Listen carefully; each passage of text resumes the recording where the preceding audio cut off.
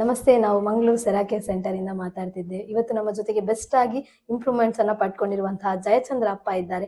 Dialysis ಅನ್ನ ಮಾಡ್ತಾ ಇದ್ದು ಇವತ್ತು ನಮ್ಮ ಥೆರಪಿಗೆ ಬಂದು ಬೆಸ್ಟ್ ಆಗಿ ಆ ಒಂದು ಪ್ರಾಬ್ಲಮ್ಸ್ ಅನ್ನ ಬಂದ್ಬಿಟ್ಟು ರಿಕವರಿಯನ್ನ ಪಡ್ಕೊಂಡಿದ್ದಾರೆ. ಇವತ್ತು ನಮ್ಮ ಜೊತೆಗೆ ಇದ್ದಾರೆ. ಅವ್ರಿಗೆ ಏನೆಲ್ಲ ಪ್ರಾಬ್ಲಮ್ಸ್ ಕಡಿಮೆ ಆಗಿದೆ, ಎಷ್ಟು ದಿವಸದಿಂದ ಸೆರಾಕೇರ್ ಥೆರಪಿಯನ್ನ ಪಡ್ಕೊಳ್ತಾ ಇದ್ದಾರೆ ಅಂತ ಹೇಳಿ ಅವ್ರ ಹತ್ರನೇ ಕೇಳ್ತಾ ಬರೋ. ಅಪ್ಪ ನಮಸ್ತೆ.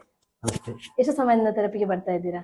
ನಾನು ಮೊದಲಿಗೆ ನಮ್ಮ ಸೆರಾಕೇರ್ ಸಂಸ್ಥೆಗೂ ಹಾಗೂ ಇಲ್ಲಿರೋ ಸ್ಟಾಫ್ ಕೃತಜ್ಞತೆಗಳನ್ನ ಸಲ್ಲಿಸ್ತಾ ಇದ್ದೇನೆ. ಯಾಕೆಂತ ಹೇಳಿದರೆ ನಾನೀಗ ಒಬ್ಬ ಡಯಾಲಿಸಿಸ್ ಪೇಷಂಟ್.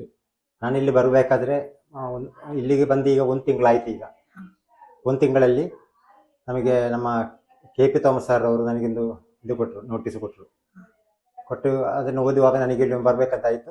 ಇಲ್ಲಿಗೆ ಬಂದು ನೋಡುವಾಗ ಒಂದು ವಾರಕ್ಕೆ ಆಗುವಾಗ ಏನೋ ವ್ಯತ್ಯಾಸ ಗೊತ್ತಾಗಲಿಲ್ಲ.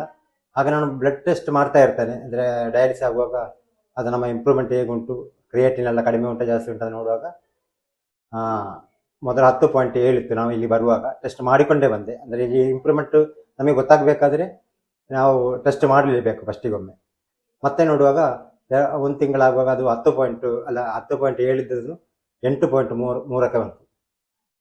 ಆದಮೇಲೆ ಇಲ್ಲಿ ಒಂದು ಶುಕ್ರವಾರ ದಿವಸ ಒಂದು ಬ್ಲಡ್ ಟೆಸ್ಟ್ ಇತ್ತು. ಅದರಲ್ಲಿ ನೋಡುವಾಗ 5.2ಕ್ಕೆ ಬಂದಿದೆ. ಅದಕ್ಕೆ ತುಂಬ ಖುಷಿ ಆಗ್ತಾ ಉಂಟು. ಅಂದರೆ ನಾವು ಹಲವು ಸಮಸ್ಯೆಗಳಿಂದ ನಾವು ಇಲ್ಲಿ ಬಂದರೂ ಸೆರಾಕೇರ್ ಒಂದೇ ಉತ್ತರದಿಂದ ನಮಗೆ ಎಲ್ಲ ಸಮಸ್ಯೆಗಳನ್ನು ಪರಿಹಾರ ಮಾಡಬಹುದು ಅಂತೇಳಿ ಇಲ್ಲಿನ ಇದರಿಂದ ಗೊತ್ತಾಯ್ತು. ನನಗೆ ತುಂಬ ಕೃತಜ್ಞತೆಗಳು. ಓಕೆ, ಡಯಾಲಿಸಿಸ್ ಎಷ್ಟು ಸಮಯದಿಂದ ಮಾಡ್ತಾ ಇದ್ದೀರಪ್ಪ? ನಾನೀಗ 2 ವರ್ಷದಿಂದ ಡಯಾಲಿಸಿಸ್ ಮಾಡ್ತಾ ಇದ್ದೇನೆ.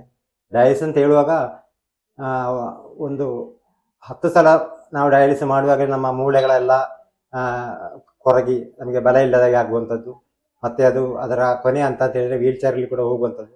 ಈಗ ನನಗೆ ಇಲ್ಲಿ ಬಂದು ವಿಟಮಿನ್ ಡಿ ಒಂದು ಪವರ್ ಅಂತ ಹೇಳಿ ಗೊತ್ತಾಯಿತು. ಫಿಸಿಕಲ್ ಆಗಿ ನಾನೀಗ ಇದುವರೆಗೂ ಆರೋಗ್ಯವಾಗಿದ್ದೇನೆ. ಅಂದ್ರೆ ಡಯಾಲಿಸಿಸ್ ಪ್ರಾಬ್ಲಮ್ಸ್ ನಿಮ್ಗೆ ಎಷ್ಟು ವರ್ಷಗಳು, ಅಂದ್ರೆ ಕಿಡ್ನಿ ಕ್ರಿಯೇಟಿಂಗ್ ಪ್ರಾಬ್ಲಮ್ಸ್ ಬರಲಿಕ್ಕೆ ಮೇನ್ ರೀಸನ್ ಏನು? ಮೇನ್ ನನಗೆ ಶುಗರ್ ಇದ್ದ ಕಾರಣ ನನಗೆ ಇದು ಶುಗರ್ಗೆ ನಾನು ಹಳ್ಳಿ ಮದ್ದನ್ನೇ ಸಾಧಾರಣ ಹೆಚ್ಚಾಗಿ ತೆಗಿತಾ ಇದ್ದೆ. ಹಾಗಾಗಿ ಅದರ ಬಗ್ಗೆ ಯಾವತ್ತೂ ಏನು ಅಷ್ಟು ನಾನು ಥಿಂಕ್ ಮಾಡಲಿಲ್ಲ. ಅದರಲ್ಲಿ ಕಡಿಮೆ ಆಗ್ಬೋದು, ಇಲ್ಲದ್ರೆ ಏನು ನಮಗೆ ತೊಂದರೆ ಆಗ್ಲಿಕ್ಕಿಲ್ಲ ಅಂತ ಹೇಳಿ ಭಾವಿಸಿದ್ದೆ. ಆದರೆ ಕೊನೆಗೆ ಅದು ನಮ್ಮ ಕಿಡ್ನಿಗೆ ಅದು ಎಫೆಕ್ಟ್ ಆಗಿ ಡಾಕ್ಟರ್ನವ್ರು ಹೇಳಿದ್ರು ಇನ್ನು ಡಯಾಲಿಸಿಸ್ ಮಾಡೋದು ಉಪಾಯ ಇಲ್ಲ, ಮಾಡ್ಬೇಕಂತೇಳಿ. ಜಾಸ್ತಿಯಾಗಿ ಟ್ಯಾಬ್ಲೆಟ್ಸ್ ಶುಗರ್ಗೆ ಬಂದ್ಬಿಟ್ಟು ಟ್ಯಾಬ್ಲೆಟ್ಸ್ ಎಲ್ಲ ತಗೊಳ್ತಾ ಇದ್ರಿ. ಎಷ್ಟು ವರ್ಷಗಳಿಂದ ಶುಗರ್ ಟ್ಯಾಬ್ಲೆಟ್ ಯೂಸ್ ಮಾಡ್ತಾ ಇದ್ರಿಪ್ಪ?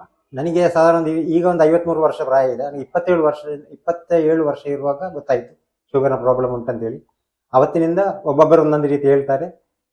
ಆ ಮಾತ್ರೆ ತಿಂದರೆ ಒಳ್ಳೇದು, ಈ ಹಳ್ಳಿ ಮದ್ದು ಮಾಡಿದರೆ ಒಳ್ಳೇದು ಅಂತೆಲ್ಲ ಹೇಳಿ ಕೊನೆಗೆ ಎಲ್ಲ ಮಾಡಿದೆ. ಅಷ್ಟು ವರ್ಷಗಳಿಂದ ಟ್ಯಾಬ್ಲೆಟ್ ತಗೊಂಡು ಈಗ ಬಂದ್ಬಿಟ್ಟು ಪ್ರಾಬ್ಲಮ್ಸ್ ಅಲ್ಲಿ ಸಿಕ್ಕಿಬಿದ್ದೆ. ಬಟ್ ಇಲ್ಲಿ ಥೆರಪಿಗೆ ಬಂದು ಕಂಪ್ಲೀಟ್ ಆಗಿ ಈಗ ರಿಕವರಿ ಆಗಿದ್ದೀರಾ? ಮೋಸ್ಟ್ಲಿ ನನಗೆ ಕಂಪ್ಲೀಟ್ ರಿಕವರಿ ಆಗ್ತಾ ಉಂಟಂತೇಳಿ ನಾನು ಭಾವಿಸ್ತಾ ಇದ್ದೇನೆ. ಅಂದ್ರೆ ಫಿಸಿಕಲ್ ಆಗಿ ನಾನು ಅಷ್ಟು ಆಕ್ಟಿವ್ ಆಗಿದ್ದೇನೆ. ಹಾಗೆ ಬಂದ್ಬಿಟ್ಟು ಕಿಡ್ನಿ ಕ್ರಿಯೇಟಿಂಗ್ ಇದು ಒಂದು ಪ್ರಾಬ್ಲಮ್ಸ್, ಬೇರೆ ಏನಾದ್ರು ಪ್ರಾಬ್ಲಮ್ಸ್ ಇತ್ತಪ್ಪ ನಿಮ್ಗೆ? ನಾನು ಆಗ್ಲೇ ಹೇಳ್ಬೇಕಿತ್ತು. ಅಂದ್ರೆ ನಾನು ಫಿಸಿಕಲ್ ಆಗಿ ಈಗ ಫಿಟ್ ಆಗಿದ್ದೇನೆ ಅಂತ ಆದ್ದರಿಂದ ನನಗೆ ಹೇಳಲಿಕ್ಕೆ ಮರ್ತೋಯ್ತು. ಅದೇ ಪ್ರಾಬ್ಲಮ್ಸ್ ಕಡಿಮೆ ಅಂದ್ರೆ ನನಗೆ ಫೇಸ್ ಮೇಕರ್ ಒಂದು ಹಾಕಿದ್ದೆ, ಅದು ನಾನು ಹೇಳಲಿಕ್ಕೆ ಮರ್ತೋಯ್ತು. ಅಂದ್ರೆ ಹಾರ್ಟಿನ ಸಮಸ್ಯೆ ಇರುವುದರಿಂದ ಫೇಸ್ ಮೇಕರ್ ಹಾಕಿದ್ದೆವು. ಎಷ್ಟು ಸಮಯ ಆಯ್ತು ಫೇಸ್ ಮೇಕರ್ ಹಾಕಿ? ಈಗ 1.5 ವರ್ಷ ಆಯ್ತು. ಈಗ ಫೇಸ್ ಮೇಕರ್ ಹಾಕಿ 1.5 ವರ್ಷ ಆಯ್ತು ಥೆರಪಿ, ಫೇಸ್ ಮೇಕರ್ ಹಾಕಿ. ಥೆರಪಿಯನ್ನು 1 ತಿಂಗಳಿಂದ ಕಂಟಿನ್ಯೂ ಮಾಡ್ತಾ ಇದ್ದೀವಿ. 1 ತಿಂಗಳಿಂದ ಕಂಟಿನ್ಯೂ ಮಾಡುವಾಗ ಆ ಸಮಸ್ಯೆ ನನಗೆ ಗೊತ್ತಾಗುದಿಲ್ಲ. ಹಾಗಾಗಿ ನನಗೆ ಮೊದಲಿಗೆ ಹೇಳಲಿಕ್ಕೆ ಅದರ ಬಗ್ಗೆ ಮರ್ತೋಯ್ತು. ಹಾಗೆ ನಮಗೆ ಇರುವ ಪ್ರಾಬ್ಲಮ್ಸ್ ತುಂಬಾ ಇದೆ, ಅದು ಮರ್ತೋಗುದು. ಅಂದ್ರೆ ಏನಂತ ಹೇಳಿದ್ರೆ ಥೆರಪಿ ನಮಗೆ ಅದೆಲ್ಲ ಇಲ್ಲ ಅಂತ ಆಯ್ತು. ಈಗ ಆಕ್ಟಿವ್ ಆಗಿದ್ದೇನೆ. ಬ್ಯಾಕ್ ಪೈನ್ ನ ಸಮಸ್ಯೆ ಎಷ್ಟು ಸಮಯದಿಂದ ಇತ್ತು? ಬ್ಯಾಕ್ ಪೈನ್ ಸಮಸ್ಯೆ ಡಯಾಲಿಸಿಸ್ ಶುರುವಾಗಿ ಒಂದು 5 ತಿಂಗಳಾಗುವಾಗಲೇ ಬ್ಯಾಕ್ ಪೈನ್ ಸ್ಟಾರ್ಟ್ ಆಯಿತು. ಶೋಲ್ಡರ್ ಪೈನ್, ಕತ್ತು ಇದೆಲ್ಲ ನೋವೆಲ್ಲ ಶುರು ಆಯಿತು. ಆದ್ರೂ ಎಂತ ಮಾಡುದಪ್ಪ ಅಂತ ಹೇಳುವಾಗ ನನಗೆ ಇದಕ್ಕೆ ಸರಕಾರಿಗೆ ಬಂದು ಈಗ ಪ್ರಾಬ್ಲಮ್ಸ್ ಬ್ಯಾಕ್ ಪೈನ್ ಎಷ್ಟು % ರಿಕವರಿ ಆಗಿದೆ? 90% ರಿಕವರಿ ಆಗಿದೆ. ಶೋಲ್ಡರ್ ಪೈನ್ ಇಲ್ಲ ಅಂತ ಹೇಳ್ಬೋದು. ಈಗ ಪ್ರಾಬ್ಲಮ್ಸ್ ಕಡಿಮೆ ಆಗಿದೆ. ನೋಡಿದ್ರಲ್ಲ, ಬೆಸ್ಟ್ ರಿಸಲ್ಟ್. ಏನೆಲ್ಲ ಪ್ರಾಬ್ಲಮ್ಸ್ ಅದನ್ನೆಲ್ಲ ಕಡಿಮೆ ಮಾಡ್ಕೊಂಡಿದ್ದಾರೆ. ಹಾಗೆ ಬಂದ್ಬಿಟ್ಟು ಅವ್ರಿಗೆ ಮರ್ತೇ ಹೋಗಿದೆ ಅವ್ರಿಗೆ ಇರುವಂತಹ ಪ್ರಾಬ್ಲಮ್. ಇಷ್ಟು ವರ್ಷಗಳಿಂದ ಅಷ್ಟು ಪ್ರಾಬ್ಲಮ್ಸ್ ಇತ್ತು. ಬಟ್ ಇಲ್ಲಿ ಸೆರಾಕೇರ್ ಥೆರಪಿಯನ್ನು 1 ತಿಂಗಳಲ್ಲಿ ಮಾಡಿ ಹಾರ್ಟಿಗೆ ಬಂದ್ಬಿಟ್ಟು ಫೇಸ್ ಮೇಕರ್ ಅನ್ನ ಯೂಸ್ ಮಾಡ್ತಾ ಇದ್ದಾರೆ. ಫೇಸ್ ಮೇಕರ್ ಇರೋದೇ ಮರ್ತೋಗಿದೆ, ಅಷ್ಟು ರಿಸಲ್ಟ್ ಪಡ್ಕೊಂಡಿದ್ದಾರೆ. ಡಯಾಲಿಸಿಸ್ ಅನ್ನ ವಾರಕ್ಕೆ ಎಷ್ಟು ದಿವಸ ಮಾಡ್ತೀರಪ್ಪ? ಈಗ ಡಯಾಲಿಸಿಸ್ ವಾರಕ್ಕೆ 3 ಸಲ. ಬಟ್ ಈಗ ಬಂದ್ಬಿಟ್ಟು ಥೆರಪಿ ಕೂಡ ಕಂಟಿನ್ಯೂ ಮಾಡ್ತಾ ಇದ್ದೀರಾ? ಕಂಟಿನ್ಯೂ ಮಾಡ್ತಾ ಇದ್ದೇನೆ. ರಿಸಲ್ಟ್ ಕೂಡ ಬಂದಿದೆ? ಹೌದಾ, ಬಂದಿದೆ. ಆದ್ರೆ ಇನ್ನೂ ರಿಸಲ್ಟ್ ಅಂದ್ರೆ ನಮ್ಮ ಕ್ರಿಯೇಟಿನ್ ಲೆವೆಲ್ 0.6 ರಿಂದ 1.7 ಒಳಗೆ ಇರಬೇಕು ಅಂತ ಲೆಕ್ಕ. ಅದೀಗ 5.2 ಅಲ್ಲಿ ಉಂಟು. ಈಗ ಅದು ಇನ್ನೂ ಕಡಿಮೆಯಾಗಿ ನನಗೆ ಡಯಾಲಿಸಿಸ್ ವಾರಕ್ಕೆ ಇನ್ನು 2 ಸಲ 3 1 ಸಲ ಎಲ್ಲ ಮಾಡಬಹುದು. ದಿನೇ ದಿನೇ ಹೋದಾಗೆ ಪ್ರಾಬ್ಲಮ್ಸ್ ಕಡಿಮೆ ಆಗುವಂತ ನೋಡಿದ್ರಲ್ಲ, ಬೆಸ್ಟ್ ರಿಸಲ್ಟ್.